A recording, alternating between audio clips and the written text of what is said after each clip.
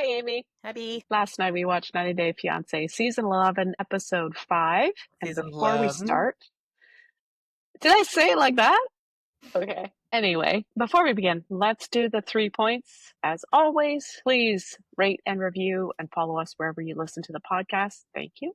Watch our podcast on YouTube at 90 Day Fiancé Honestly. And our subscriber-only content is available on Apple and Spotify only. We're talking about season 2 of The Last Resort as well as Between the Sheets. So please join us there if you can. Let's get to it. All right. Who are we talking about first? Shekinah and Sarper.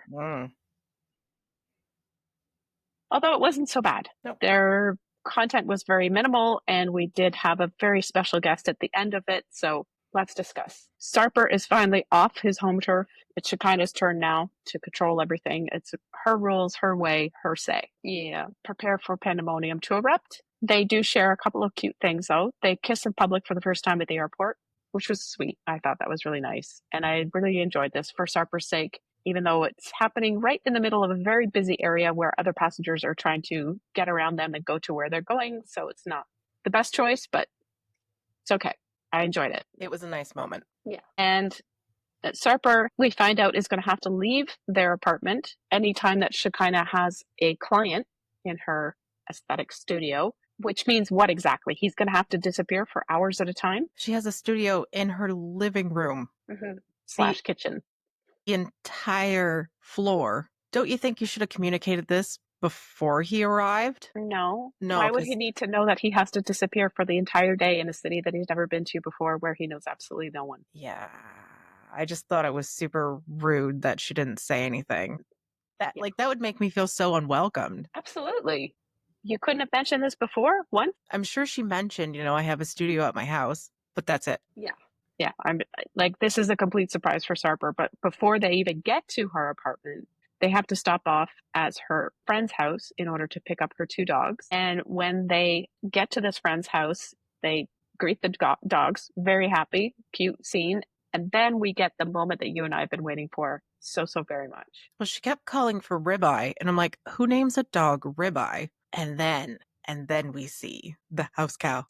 The house cow. Apparently there are 2, but we only got to meet one of them. And Sarper's reaction was just it almost had like a childlike whimsical response to it. Like it was all magic and wonder with this house cow. It was so adorable. It was very cute. He had so much, what do they call it? Cuteness aggression? When you want to just squeeze the cuteness out of something because they're so adorable. Yeah. He had a lot of that going on, and I was here for it. I loved it. We didn't get to spend enough time with the house cow. No. And we didn't even get to see the second one because the second one was sleeping. Well, apparently the other one has a schedule that they have to maintain, and that's even more cute. Love this. House cows for people who live in downtown Los Angeles. Like, what? Oh, the amount of property that they have to have. I mean, just the driveway alone. Okay, yeah. Granted, there was a gate, wasn't there?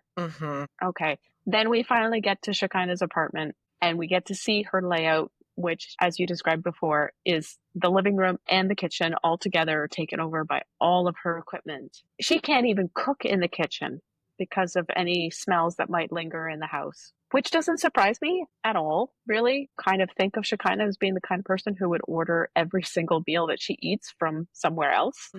I can see that. But still, quite a funny moment. What on earth is Sarper going to do?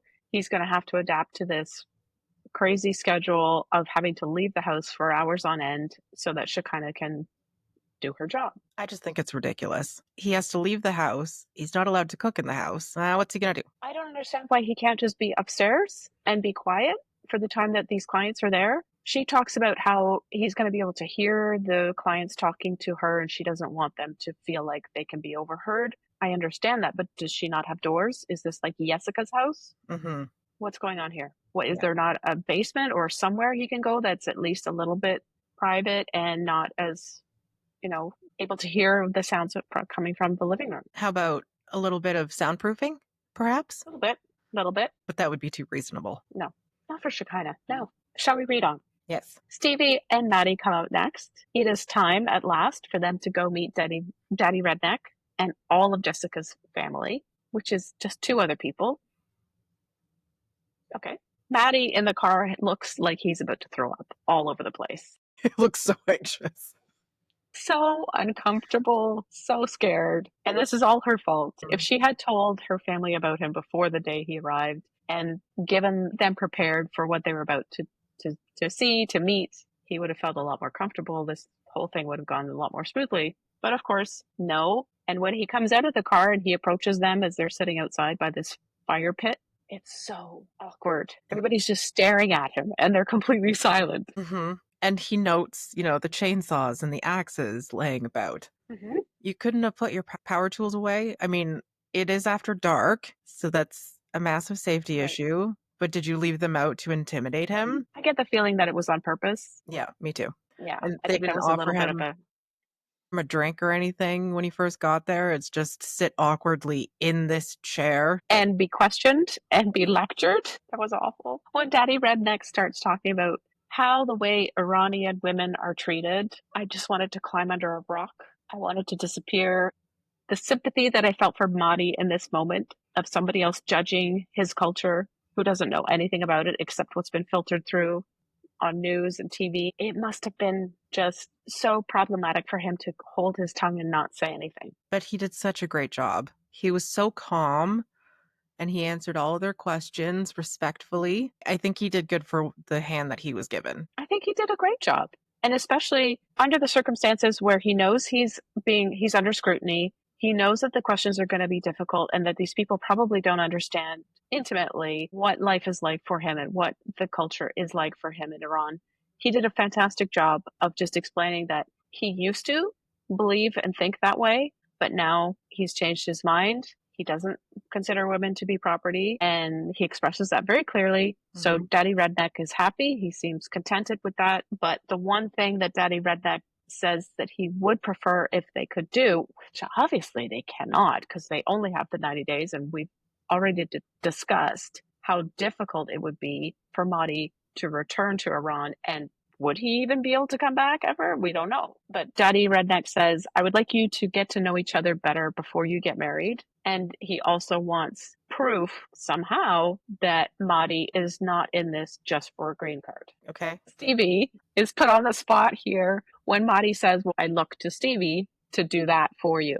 She's going to be the one who's got to persuade you that I'm here for the right reasons. It's on her request that I'm here. It's for her that he's there. So why isn't she stepping up to the plate and defending him? And I found it very odd that she was quite silent during this part. Well, she's not very forthcoming with information to begin with. Like, nobody knew about him until, like, the day before he arrived. Good point. Yeah, so why is she going to help him out in this situation? She probably doesn't know how to prove it to him, and so she just stays silent.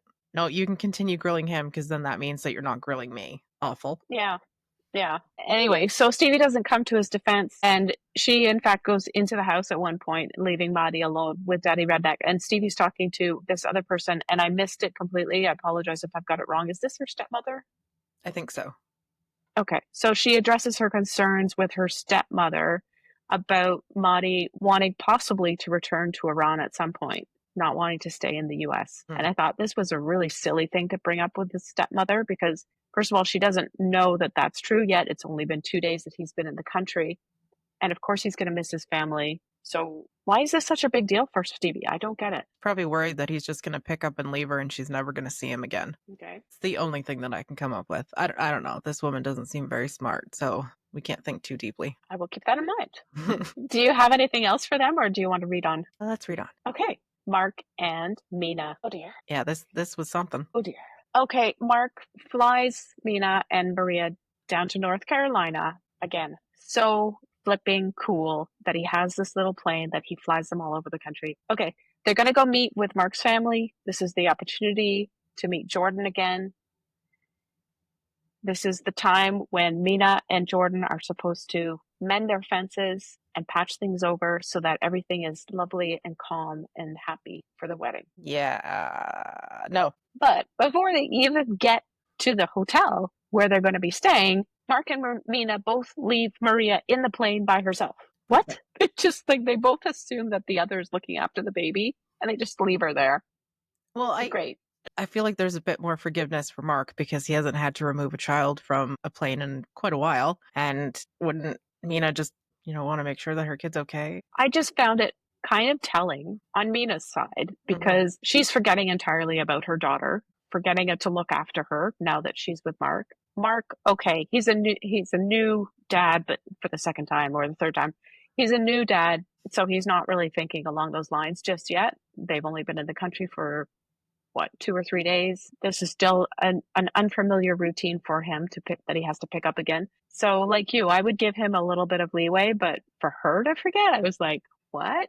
You just walk away from the airplane without your child? That I mean, at least she wasn't berating him the entire time. Please don't kill us. Please don't kill us. At least there was that, yes. Let's try to lower the bar a little bit more. Yeah. Then they have this very, very awkward car ride to the hotel where Mina has this look on her face like she's just so sour. She's so upset with the situation. She doesn't want anything to do with this. She's already setting the stage for a negative outcome with this horrible attitude that she has towards going to meet Jordan again. Yeah. And then Mark makes it worse. Just as he did before in the hot tub, he makes things infinitely worse. It turns out he's opened his big mouth. He's talked to Jordan about the conversation that he had with Mina in the hot tub about Mina's feelings towards Jordan. Maybe he mentioned the snake comment. I don't know. I hope he didn't. But he's definitely opened that Pandora's box, and he should not have. This is his daughter. He should not be speaking to her about his relationship with his soon wife-to-be. Yeah, he definitely needs to learn how to keep his mouth shut because this is now the second time. And she's only been here for 2 to 3 days. Is he going to do this often? Like, he's really got to learn how to reel it in and set boundaries and shut your mouth, Mark. Yes. At least he knows he's made the mistake. Yeah. He's cognizant of that and he apologizes for it. But still, like, if you know that it was a mistake, why did you even open your mouth in the first place and say these things to your daughter that are inappropriate? Well, it could have been. Go ahead. He knows that it's going to upset Mina to find out that he's been talking to his daughter about her behind his back. I wonder if it was just one of those things where he was talking and then it just came out and then he was like, I'm going to be in shit now. Okay. That could be. Just not thinking before he spoke, and then it came out too quickly, and then he couldn't take it back. But given that he's said this, and now Mina knows about it, her nose is even more out of joint than it was before. Oh, yeah. Plus, her guard is up 10 times what it was before. She's not going to let any of this go. And Mark makes a comment in this moment, which I think is very appropriate. He says that Mina's going to take her anger out on Jordan. And that's anger that should be directed at him because he's the one that was having this conversation that he should not have. But Mina's going to direct it all at his daughter. And then when his daughter leaves, she's going to put it right back on him because obviously there's an infinite amount of anger that this woman has within her. And she just needs to spread it around. How wonderful. Oh, well, they start getting ready to go meet Jordan and her boyfriend on the beach. Mina decides that what she's going to do in order to begin this wonderful journey of revenge is to dress up very sexy. This for his daughter, your soon-to-be stepdaughter, you're going to dress up really sexy. I did not understand this logic at all. I don't know. What's this going to prove? Just to make her even more uncomfortable, and I don't know. She seems so utterly vindictive. And, even the amount of time that it takes for her to get ready, and then they talk about the baptism again and how she was 4 hours late and they can't be late this time. And she's like, okay, I'm ready. Let's go. Oh, wait. Now she has to heat up the baby bottle. The kid's 2? They're in South Carolina. It's very warm, but let's take an extra minute so that she can do that. She was just wasting time. There was no need for her to do that. Yeah, she could have very easily just called out to Mark, said, can you make sure the baby bottle's warmed up before we leave? But does a 2-year-old need their bottle warmed up? I thought that was just infants. I don't know. Like you said, it does seem like she's deliberately wasting time before they go, so maybe this is all for show. When they do finally get in front of Jordan and Jordan's boyfriend, this meeting is so cold. And if you looked at Mina's face in all the shots on her while they were shaking hands, hugging, and stuff was going on, Mina's just got this blank expression on her face. No joy, no happiness, no smiles, no welcoming. Just, she's not happy at all. And she's not afraid if everybody knows it. Yeah, she brought her baggage and it's on her face. Okay. They immediately start talking about what's happening with the new baby, more babies supposedly on the way at some point. Jordan says, and it's very weird that they're discussing this so openly. Jordan says, I wasn't expecting to have another sibling, talking about Maria. Rude. Mm-hmm. That's not what you say about your brand new half sibling. Jordan is honest about how awkward it is, this meeting, how she feels about the fact that Mina and Maria are her new family now. That's what she calls them, the new family. And I feel like she's got about as much tact as Mark does, because she's deliberately not being kind or courteous. She's just stating the facts and her feelings, completely unconscious, or maybe deliberately so, of anybody else's feelings in that moment. Yeah, I felt the same way. And, she even said that this isn't what I pictured for our family, with, having Mina on board and now Maria and possibly more. But Yeah. she doesn't seem to grasp the concept that her father is a grown adult and he can make his own decisions. And he's right there when Mhm. Jordan says, my dad wouldn't have had a baby if he was with somebody his own age. What? You're saying this in front of your dad and your stepsister or half sister and your soon to be stepmother. Yeah, what was the intent on that statement? It's Blaming. very clear why these two, Jordan and Mina, don't get along. Mm-hmm. But why do they have so much animosity towards one another? What is this? Is it jealousy? It could be. It could also be, Jordan's worried about getting iced out of the family. Her dad is going to be so busy with the new family, he's not going to have time for her. But then I think Mark is also facilitating this animosity by almost like playing their words against them, playing that game of telephone. Oh, she said this. Oh, she said this. And it's back and forth. So it's just feeding into it. And he's not helping to alleviate it. He's not helping to resolve any of the problems. He's creating more by talking too much. And this in turn gives Mina and Jordan ammunition to go at each other. Instead of aiming it at Mark, it's at each other. And he also doesn't step in to stop things. He doesn't say, look, I don't think that this is a good conversation to be having right now. Let's just focus on getting to know one another or enjoying today. I mean, it's obviously not the right time, not the right place to be having this kind of conversation at this moment with these high emotions. And the intention is for the two women to get closer to one another. Why would you dive into the deep end right away and start talking about whether or not your dad should be allowed to have more kids and whether this woman is a good choice for him? Again, boundaries. What was really, really clear to me is that Mina was on the warpath. And as soon as this very, very horrible introduction was made and these few things were said, she immediately goes off with Jordan to talk with her by herself.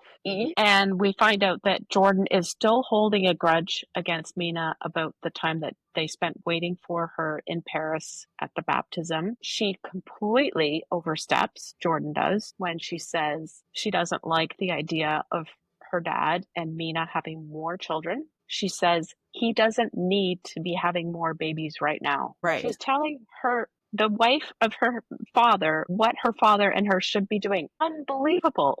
It's not her place, it's not her time, it's not her relationship. Why she's saying these things, why she feels entitled to say these things is beyond me. Well, I wouldn't be surprised if she just looks at Mina as, I guess they're pretty much the same age, but just someone who's coming in and she's making the decisions, and her father has absolutely no, he has no input in any of this. It's all coming from Mina. So she's blaming Mina for absolutely everything. Yet again, her father is 56, 58. He can make his own damn decisions. If he wants to procreate with this woman, he's allowed to, and he's going to. And the fact that you're trying to meddle is not going to help this relationship in any capacity. I feel like she's going to throw that animosity towards the kids, because I would anticipate that they're going to have more. So it's not just Maria. Mm-hmm. And then she's going to hold it against the kids as well, which is completely and utterly unfair. You're not explaining this or talking to the right person. Like just so completely and utterly uncomfortable. And yeah, she has no place to blame Mina for any of this, even if Mina is the one who's trying to baby trap him and whatever. But he was still a willing participant. And her sense of entitlement, as if she's the only one who's allowed to be Mark's daughter and Maria isn't, even though they have just as much genetic material shared with Mark. Mhm. It's not as if Maria is any less of a daughter to Mark than Jordan is. Jordan is older, but that's the only difference. Her entitlement is beyond me. Her jealousy is outrageous. Amina is no spring chicken. No, that's not the right word. She's no, what is it when it's a nice person who's not a nice person? She's A no wolf in sheep's wallflower? clothing. Something like that. But Mina isn't a prize either. She's just so full of nastiness and vitriol, aimed all at Jordan, when her intent is to marry Mark.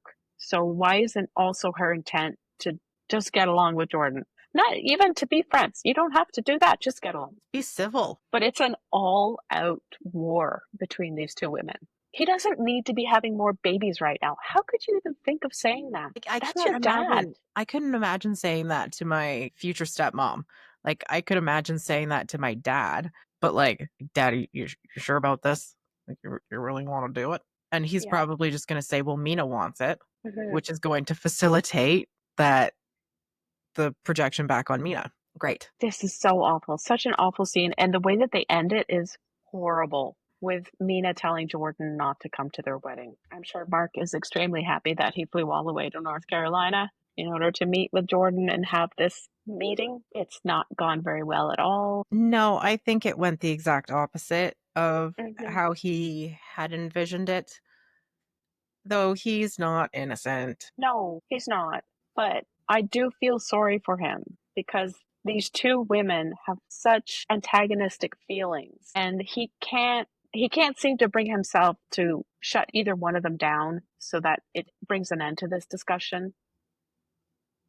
And obviously that's where he's at fault. He should be either telling his daughter, probably just telling his daughter, to ease off and to stop telling him what he can do with his private life, and then maybe suggesting to Mina that she give Jordan more of a chance, or more chances, because she is the bigger person in this situation. I think Mark needs to decide for himself what his priority is. Is his priority to be happy with Mina, or Mhm. is his priority to stay as close as he is with Jordan? Because at this point, he can't have both. Yeah, that's And I'm very not true. saying pick a side. I'm just saying you have to prioritize one over the other, because this isn't going well. Like, at what Mhm. point is he going to step in and say, enough, you two? Like, it's almost like they're squabbling like siblings, like fighting Mhm. over something that they both want, which is Mark's attention. I think they both need to grow up. Is that all for lovely Mark and Mina? Or Yes, shall we read on? We are, indeed. Let's go to Mark, Amani, and Ani. Trapeche. To what? What is that little thing that we always used to get in Portugal? The flat little waffle thing? Oh, the tripa. Tripa. Yeah. Weren't they eating? They were making them in the first little scene thing. Oh, they were making bolacha americano. Bolacha americana. Is that not similar? That's the crunchy waffle. You're talking about the soft, squishy one, which is the tripa. Yes. Yeah, they were eating the bolacha Yum. with a lot of chocolate in it. Mm-hmm. All that chocolate hazelnut stuff ooh. Mm-hmm. Yeah. Okay. Anyway, let's get on with it. They are waking. That was my highlight. I don't want to move on. Okay. Okay. Let's just talk about the chocolate. I'm good with that. They wake up together, the three of them, and I feel so gross and yucky watching them all kiss and do their bedroom stuff. Like, what? Really? How much of this are we going to have to endure this season? Yeah. Do we need to see their bed or their morning ritual? No. We don't need to see their evening ritual. We just don't. No. We don't need to see any of their sexual exploits in any capacity. Please. Amen to that. They're taking a side trip so that they can get to know one another more. Perfect. Why are we doing this now? I thought they'd been together for a long time. I thought they knew each other well enough that they were considering getting married with Ani and divorcing one of themselves. You need to get to know each other now? And go to meet her family now. You know, Ani had one of those little mini interview things, and she said that she feels complete with the throuple. And I I actually did exactly what you just did. Grab my head in my hands, and I'm like, what about the kids? You feel complete with this throuple, but you don't feel complete with your children? Perfect. Speaking of family, Ani is very scared to introduce this couple to her family. Mm-hmm. Huh? So they don't know the truth. Not an unfamiliar territory for us with 90 Day. But Amani is very, very unhappy that she has not been discussed with Ani's family, especially She's a because friend. she hasn't. Yeah, because she's been only sidely mentioned as a friend. And Matt is the main attention focus as her boyfriend, quote unquote. And this absolutely just ignites that fire in Minnie. You know, with her Yeah. jealousy, she's like, "Oh, great. Oh, so I'm nothing now. Oh, I'm third wheel now. Oh, yeah, okay, that's great." Oh, she was just such a sourpuss about the whole thing, and I can completely understand it. But also, they completely failed to talk about any of this previously. Sure, Ani should have said something before they came down, but you know, did they talk about? I guess they have talked about getting married. So at what point was she going to tell her parents about it? No, we're going to do what Stevi did and just drop it in their laps and be like, "Oh, surprise." Yeah. Perfect. And what a surprise. It's not just, oh, this is my boyfriend and we're going to get married. This is my boyfriend. This is my girlfriend. I'm going to marry one of them. I don't know which one yet. I haven't decided. But none of this information has been shared. And of course, Amani goes ballistic, as you mentioned. She doesn't think that she should not be introduced as anything but the girlfriend. Like, I insist I must be introduced to your family as your girlfriend. Well, let's put this into perspective, because Ani said that, you know, her father is extremely religious. He's very Catholic. He goes to church every day, and he believes you have one partner for life, which I had to laugh at because she has 3 other kids with at least 2 different fathers. Okay, that worked out well for him. So does this imply that she would have to marry Matt? Otherwise, her father would just not, like, he would probably cut her off. I mean, I don't know, but is that why she's introducing Matt as her boyfriend and not Minnie as her girlfriend? Like, she had to choose one over the other, right? So it was like a foot in the door. This is Matt. Yes, it's a man. That's good. I did good, right, Daddy? And now she's going to be like, "Oh, and I also have a girlfriend." Yeah, that makes a lot of sense. And it also makes sense that maybe she was hoping to get away with not introducing both of them to her family at all. Maybe she was just going to go with a pretense that she was going to marry Matt, move to America, and then Amani would be there as well, but they would never really know about her. She could always just be mentioned as a friend who happens to live in the same house or whatever excuse she was going to come up with. Yeah, having an extremely religious Catholic family that you then have to introduce these people to. And Catholics don't believe in divorce, am I right? Like, you're only allowed to you have to get special dispensation in order to get divorced if you want to remarry. Mm-hmm. And if so I remember anything about Misha. That's right. That's right. Good old Misha. But not that Amani and Matt are Catholic, but they would be getting a divorce in order to marry Ani. And so that's got to be problematic for her family, even if they aren't Catholic themselves. Yeah, I think she's super worried about this introduction, and especially about Minnie's behavior, because, as you said, she was probably just trying to skirt around it to get away with it. And then she marries Matt. Her dad's happy. It's a man, whatever. But there's no way that it's going to go down the way that she had planned. No. All these couples who don't tell their family the truth about their relationship or relationships in this case, it amazes me that there are so many people who keep it hidden for so long. And then you get that really awkward and awful situation at some point when you have to face the inevitable and tell them what's happened and make them realize that you've been hiding something from them for years in a lot of cases. Yeah. I kind of something I would like to do. Though. Yeah. Just, you know, they made their bed, and many a bed, and now they're going to have to try to figure it out with their lack of communication and their lack of boundaries. They go to another hotel. They're planning these little mini vacation side trips, whatever. The first hotel they stop at has a lovely little hot tub attached to their room. They all climb into it and they start talking about what happened the night before when Amani apparently fell a little bit sick, so she went to sleep. And then while she was sleeping, Matt and Ani had sex. Well, she's not happy about this at all. She's very angry, I thought, that these two are having stuff happen when she's not aware of it. And she's not being asked for permission. Love this.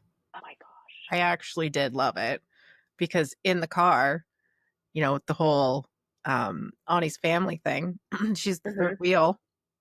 And now here they are hooking up without her.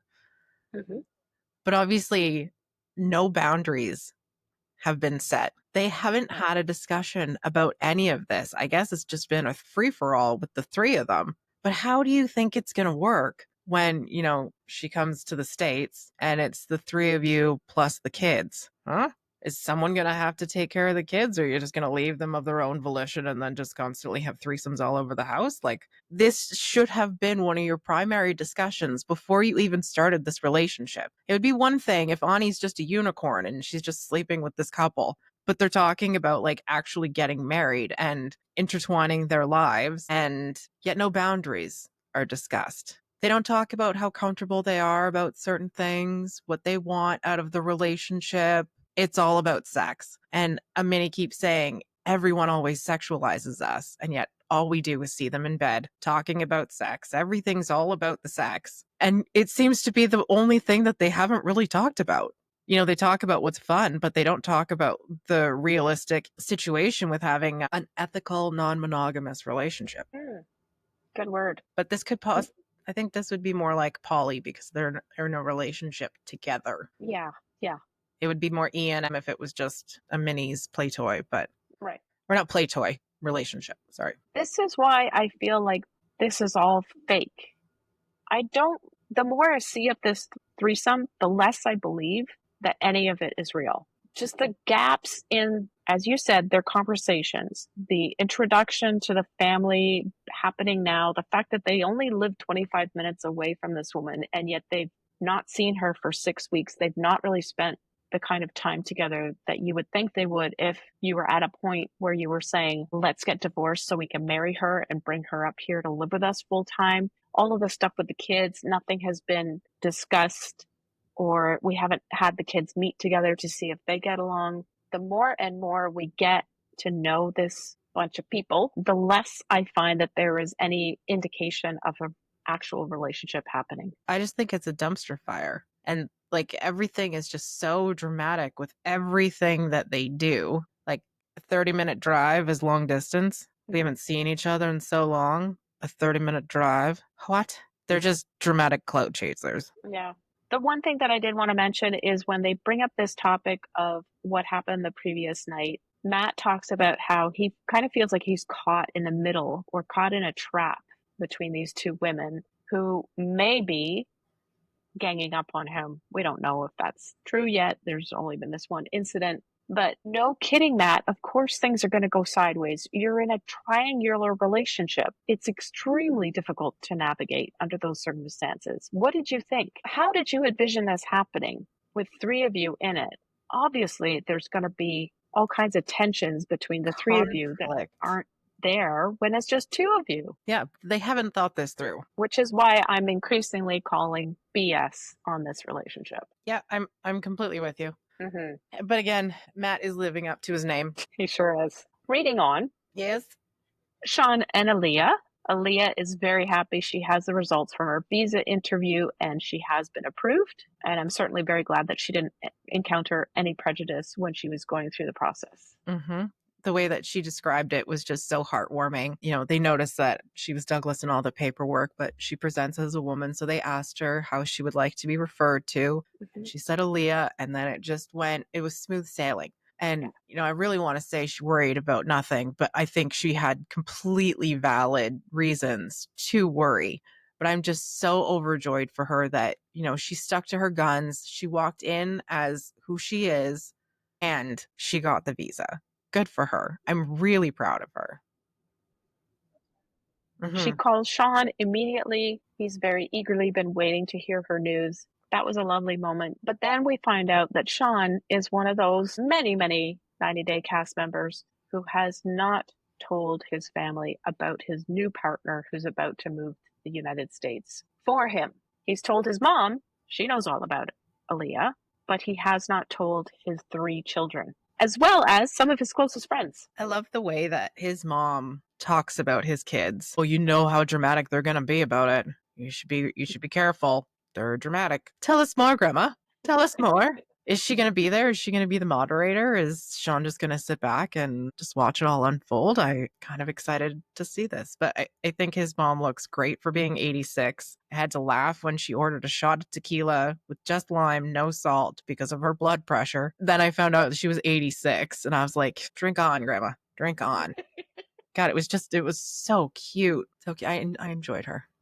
I did too. She was adorable, and she was a firebrand. She had so much energy. I loved it, and she definitely seemed to be telling it like it is. Shawn, on the other hand, it feels his reasons for not telling his children are so flimsy. It really sounds like an excuse to me. He says it's because his relationship with Alliya kept changing all the time. And I wondered, okay, well, given that I'm not believing this at all, what could be the real reason why you didn't introduce her to your family or mention this relationship at all? And I think perhaps it was because we know from having watched last season that they were on, he was continuing to sleep with other people while he and Alliya were ostensibly together. So maybe his kids knew that, and he didn't want to be parading a relationship in front of them while they know that he's still going around and having his fun. He didn't want to have to explain himself because he wants his cake and he wants to eat it too. And maybe. I don't know, but it just,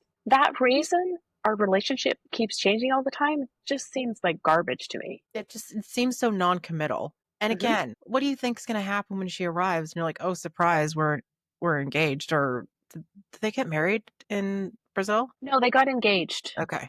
Yes. So, hey guys, here's your new stepmom who's 25. Probably younger than all of Shawn's kids. Yeah, that could be another reason why he hasn't told anyone. But the whole non-committal thing, like if you're not head over heels in love with this person, like I feel like if you are head over heels in love with this person, then why aren't you just like screaming from the top of a mountain? Why is everything like veiled in all this secrecy? It could also be that their relationship was on and again, off again, which we didn't get to see. I mean, there's any number of reasons why you would legitimately keep it a secret because you're unsure of where it's going. But given that he has gotten engaged to her, that they have been together for 3 or so years now, you would think the kids would have been informed about it. You would think that they would be informed before they even got engaged, especially because the engagement was like a big ordeal and he had that famous singer actually do the proposal for him. Like it was a big deal. And he told his kids none of this. And they didn't watch the show either. None of them knew that he was doing this TV show. His friends, close friends, who he hasn't told about Alliya, don't watch 90 Day Fiancé and didn't know that he was on a television show a year and a bit ago. Yeah, no idea. There's just, something's up. It stinks. It does. But I loved the fact that Shawn's mom asked him how Alliya's going to feel when she arrives, and he hasn't told his kids anything. Has he thought about that? No. I know. And it blew my mind that question came out of his mom's mouth, but he had not considered it yet. And then we see Alliya with her mom, and her mom has the same concerns. Why hasn't he told his family and his friends about you? Why is he keeping you a secret? Great questions. Absolutely. And I don't think we'll get the truth. It's nice that the moms are being supportive and asking the right questions. For sure. Shall we move on? Yes. Jessica and Juan.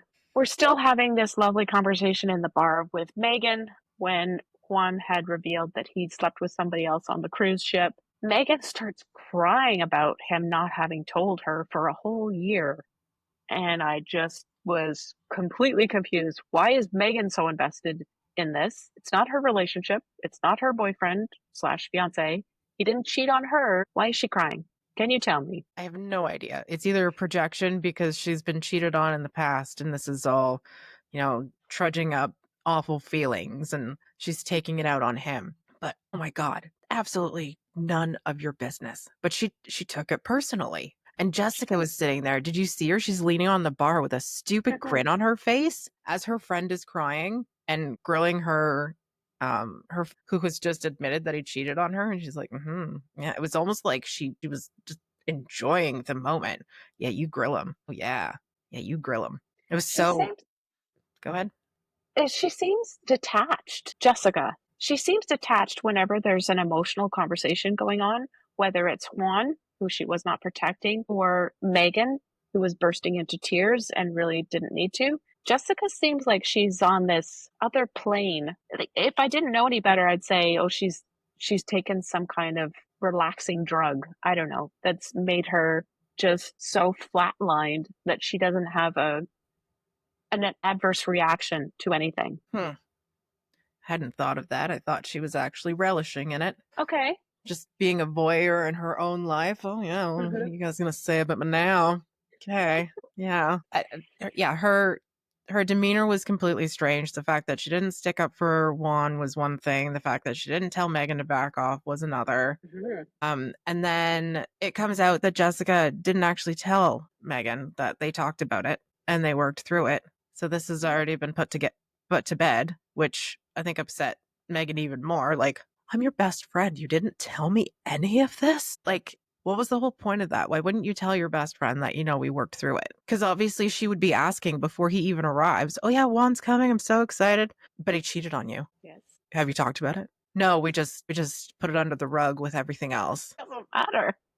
Details. Minor details. It was with them pushing, and then, Jessica's a Saint Jessica. She's never done anything like that. She was talking to that one guy, and it turns out it was her ex-boyfriend. This is the other thing that gets revealed. So during the time that Juan cheated, Jessica was having a wobble moment, shall we say, and she had made contact with an ex-boyfriend and was maybe leaning on him more than she should have. Nothing happened physically, but Juan is finding out about the fact that it was her ex-boyfriend that she was getting closer to. He knew that there was some man that she was getting closer to. And when he finds out that it was the ex, he no happy. No.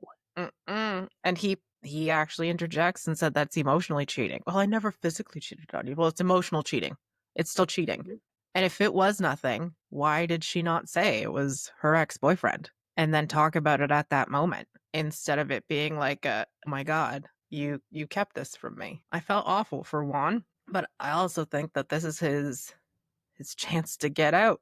You cheated on me. You didn't tell me about it. You keep harping on me about all of this. And she says, it's okay. It's out in the open. It'll be fine. She has a very hands-off approach to everything, including her parenting, which you've already discussed. I was just going to say that, yes. It's like she thinks everything in the world is just going to resolve itself on its own without any intervention. And nobody's feelings really matter because it's all going to be fine anyway. This is what I mean when she seems like she's so flatlined. She's in this plateau of just, I don't know if it's blissful ignorance. Yeah. Naively believing that everything is going to work out. And so therefore I don't have to actually expend any effort or do anything in order to ensure that it works out well. Anything to not make herself feel uncomfortable. When she says to Juan that, I think it was when he was talking about how hurt he was, or maybe it was that he was thinking about having a conversation with his ex-girlfriend in retaliation for what she did. She says to him, my heart hurts. And I was like, what?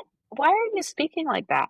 First of all, he's not a little kid. My heart hurts. Just say, I'm sad. Like, to me, there's a separation of feeling there.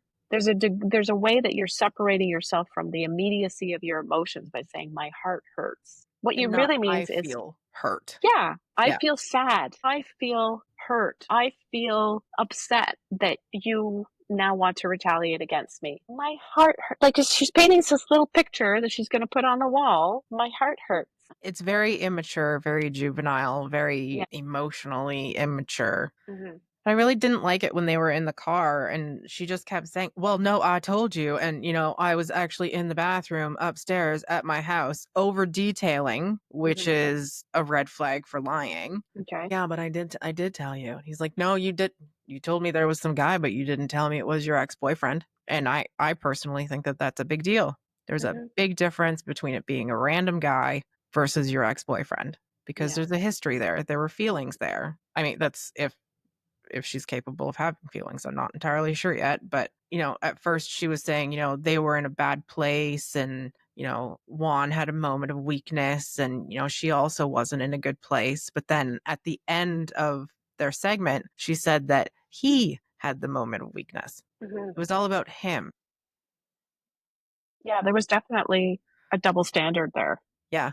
Completely. His cheating counted more than hers did. Yeah, very, very hypocritical. Mm-hmm. Any final notes? I actually enjoyed this episode. Mm-hmm. Good. I thought that there was just enough drama and frustration for it to be entertaining. It wasn't overly boring. I'm actually looking forward to seeing what happens with a bunch of these couples. Like I'm always invested with the show, but I feel even more so now that the characters are developing and we can see all the issues that are coming up, and I think it's going to be a good season. What do you think? That's really good. So positive. I'm sad. I'm forlorn because I know the house cow moment has now passed. And so we don't have any more fuzzy friends to look forward to in the future. You took my positivity away from me. I'm sorry. And I missed Greg this week. I really feel like Greg is going to be the star of this season. So I love it when he's on with Joan. And I did enjoy the conflict between Mina and, gosh, these names are so hard. Mina It's true. and Jordan. That was really, really good. But I'm frustrated by Mark, and I wish he would just stand in his power and say, you stop talking about this and you behave like an adult. No.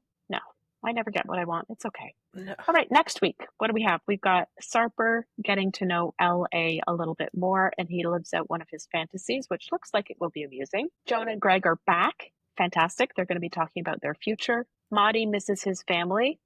Uh-oh. Alliya arrives in the U.S., and she wonders if Shawn wants to marry her. Why did he ask if he doesn't want to marry her? Why did they do that elaborate engagement thing? And why did they go through with the K? Mm-hmm. And the throuple talks about rules about bloody time. Finally, Mina and Jordan's relationship is about to implode or explode. One of the two, or both. I'm looking forward to it. Yay. Before we go, if you're enjoying the 90 Day Fiancé Honestly podcast, please subscribe to or give a show a follow. And if you have an additional moment, please rate us and help other 90 Day fans to find our show. Thanks for listening. Thanks, everyone. See you next week.